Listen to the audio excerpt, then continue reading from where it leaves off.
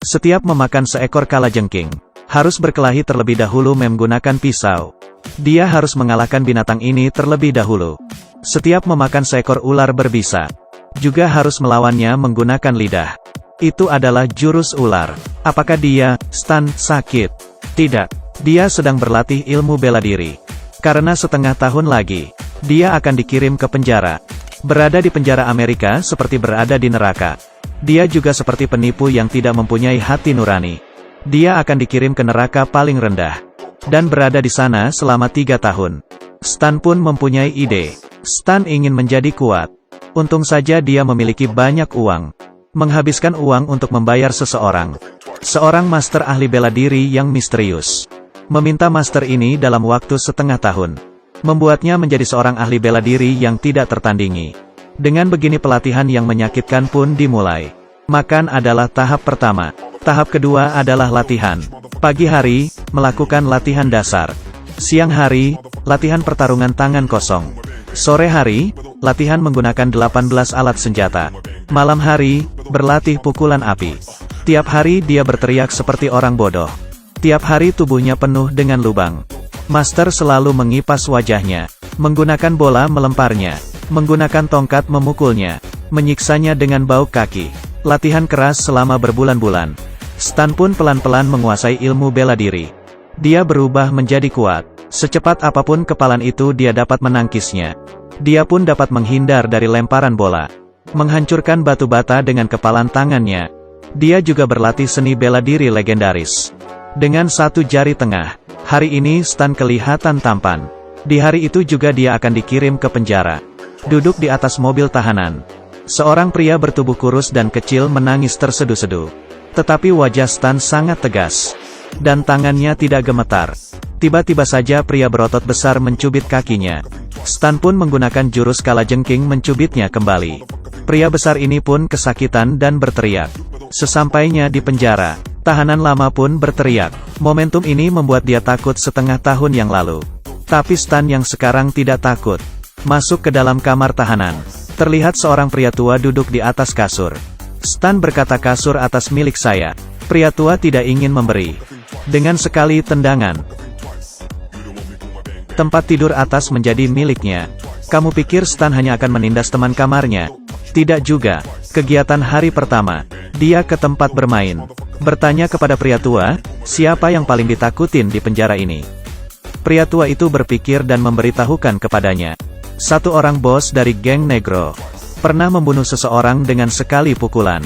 Satu orang ketua geng Meksiko. Begitu banyak orang. Semua orang akan mati untuknya. Satu orang ketua geng Nazi. Berbahaya dan licik, dia selalu membawa senjata bersamanya. Tetapi tidak ada yang bisa menemukannya. Dan seluruh tahanan yang ada di sini tidak berani mengganggunya. Dia adalah monster hitam besar. Beratnya 400 kg. Sekali pukulan 500 kg. Seharian hanya menindas orang yang lemah. Suka mengendus orang lain. Mempermalukan orang lain. Stan yang mendengar itu pun. Baik, kita ganggu dia. Stan pun berjalan di hadapan pria monster itu. Melompat dan menusuk-nusuk pundaknya. Pria monster menoleh dan menunduk. Tidak memperdulikan Stan. Melanjutkan mengganggu orang. Stan marah. Berjalan ke tengah lapangan. Mengatakan pria monster seorang predator seks. Stan pun mengundang kerumunan. Mendengar hal itu, pria monster marah. Melepaskan bajunya dan ingin membunuhnya. Dia pun berjalan semakin dekat di belakang Stan. Tetapi kemudian, Stan berbalik dan melawan. Menunduk, memukulnya, membuat pria monster itu menutupi wajahnya dan berteriak. Pria monster tidak terima. Stan pun memukulnya lagi. Lalu memutar tangannya, memukul lengannya beberapa kali. Memutar pergelangan tangannya, membengkokkan jari-jari tangannya, membuat pria monster ini pun tidak dapat berdiri kembali. Stan pun menendang kepala pria monster ini. Tetapi hanya berjalan beberapa langkah. Geng Nazi pun menahannya. Melihat Stan begitu hebat, mereka ingin dia ikut bergabung. Siapa sangka, reaksi Stan, memberinya satu buah pukulan keras. Setelah memukul ketua geng Nazi, geng Negro pun menghampirinya. Dia tidak terima kalau Stan memukul saudaranya. Ingin membalaskan dendam saudaranya. Mereka pun mengeroyok Stan. Tetapi Stan merobohkan mereka satu persatu. Walaupun Stan bertubuh kecil, Tetapi saat dia berkelahi dia seperti dewa perang. Orang berkulit hitam pun semakin banyak. Dia mengambil tongkat pel, memukul kepala tongkat, dan berubah menjadi tongkat. Lalu, orang berkulit hitam pun jatuh satu persatu. Hanya tersisa ketua geng. Stan pun berjalan ke arahnya. Dengan sekali pukulan, membuat semua giginya di mulutnya patah. Pertarungan pertama, Stan pun berhasil membangun keagungan. Dia menjadi tuan di dalam penjara. Kemanapun dia berjalan, tahanan lain akan menyingkir. Saat Stan sedang makan, seseorang datang dan berterima kasih kepadanya. Kepala penjara pun mendengar kabar tentang dirinya. Meminta petugas membawanya ke ruangan. Sesampainya Stan di dalam ruangan, kepala penjara ini pun meminta melepaskan borgol dari tangannya. Tidak disangka dia sudah melepaskan sendiri borgol tersebut. Terbuka. Berikan borgol kepada petugas. Lalu mengembalikan tangannya yang terkilir. Membuat petugas penjara kaget dan menangis. Kepala penjara menawarkan cerutu kepada Stan. Menuangkan arak untuknya. Dia ingin meminta bantuan Stan. Ternyata dia mengetahui kalau Stan seorang ahli di bidang properti. Dia ingin merobohkan gedung penjara ini. Merubahnya menjadi perumahan elit. Menghasilkan banyak uang.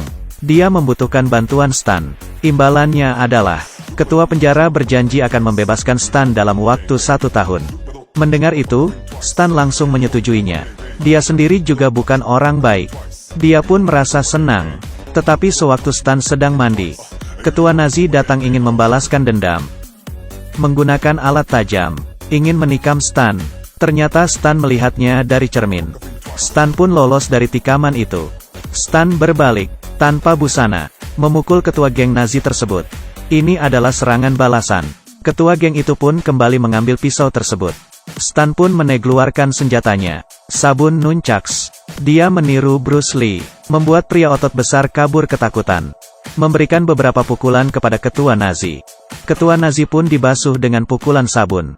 Semenjak hari itu, Stan memutuskan akan merubah keadaan di dalam penjara. Stan pun memanggil semua tahanan. Meminta mereka berhenti melakukan kekerasan. Siapa yang tidak menuruti akan berhadapan dengannya. Lalu bagaimana caranya? Dengan menari. Tidak senang, menarilah.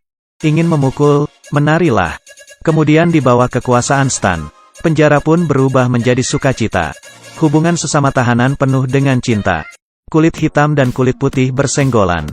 Mereka pun saling meminta maaf. Pria besar berkulit hitam diberikan es krim oleh si pria berkulit putih. Tato di tubuh yang bertulis, "Bunuh semua orang negro," diubah menjadi "Cintai semua orang negro." Stan berulang tahun. Mereka pun membuat pesta. Setiap orang memakai topi ulang tahun. Merubah kloset menjadi tempat arak. Mereka pun senang dengan perubahan ini. Terkecuali kepala penjara. Melihat para tahanan berdamai, dia sangat marah dan kesel. Dia pun memanggil Stan. Mengancamnya dengan masa tahanan 3 tahun. Meminta Stan merubah kembali kebiasaan para tahanan. Ternyata akan ada kunjungan dari Dewan Gubernur. Kepala penjara pun membuat rencana perkelahian antar sesama tahanan. Harus ada darah dan ada yang mati. Dengan begitu para dewan akan menutup tempat ini. Dan gedung penjara pun akan dijual. Stan terlihat ragu. Tetapi demi masa depannya, dia pun menyetujuinya. Dia berjalan di lapangan. Berteriak dan berkata dia sudah tidak peduli. Kalian senang berkelahi. Mendengar perkataan Stan, perkelahian pun dimulai. San makan siang, pria ini menemui Stan. Stan pun mengusirnya. Pria tua yang melihat perubahan Stan. Dia pun kecewa. Seminggu kemudian, ketua penjara membawa para dewan mengelilingi kamar tahanan. Mereka pun mewawancari Stan. Selama proses wawancara, dia terus berpikir. Di saat ini, teman tahanannya akan saling membunuh. Petugas pun memberikan mereka senjata. Akhirnya waktu yang tepat pun datang. Petugas bersiap menghancurkan tempat ini. Tiba-tiba saja Stan mengingat. Senyum para tahanan. Mereka membuat pesta untuknya. Stan tersadar. Dia memutuskan dan berdiri di pihak para tahanan. Dia pun bersikap tidak sopan di depan para dewan. Membuat para dewan marah dan mengusirnya. Tidak ada jalan lain. Saat keluar dari ruangan itu, Stan memukul petugas tahanan. Di lapangan, keadaan menjadi tegang. Sesama ketua geng saling berteriak. Petugas tahanan pun bersiap menembak mereka. Akhirnya Stan muncul. Tetapi dia terlambat. Di saat itu juga, si pria menyalakan lagu. Lagu pun diputar. Kedua ketua geng menari, melakukan tarian dansa. Setelah menari, geng Nazi pun keluar dan melakukan tarian mereka. Stan pun tercengang, tertawa terbahak-bahak. Mereka ternyata selalu ingat akan ajarannya.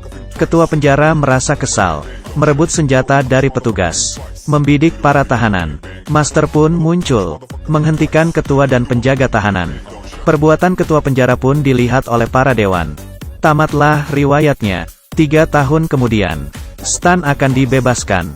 Para tahanan pun tidak pernah melakukan kekerasan lagi. Mereka berlatih ilmu bela diri. Saat Stan akan pergi, mereka merasa tidak rela. Satu persatu dari mereka memeluknya. Di atas perut ketua Nazi, membuat tato lukisan wajah Stan. Masih sangat mesum. Cerita ini mengajarkan kita, lebih baik menari, daripada saling menyerang. Membuat diri sendiri nyaman, setiap orang pun akan diberkati. Sampai sini, menurut Anda bagaimana film ini? Berikan komentar kalian. Bagi yang menyukai tolong di like.